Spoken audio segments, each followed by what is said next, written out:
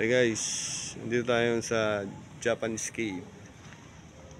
Ito ang World War II historical site, Japanese tunnel,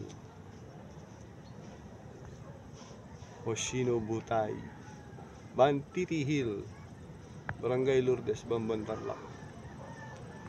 Yan guys, basahin na lang natin masabay-sabay. Yan guys, try nating pasukin para tingnan natin yung loob. Dabi-dabi po. Medyo madilim guys eh.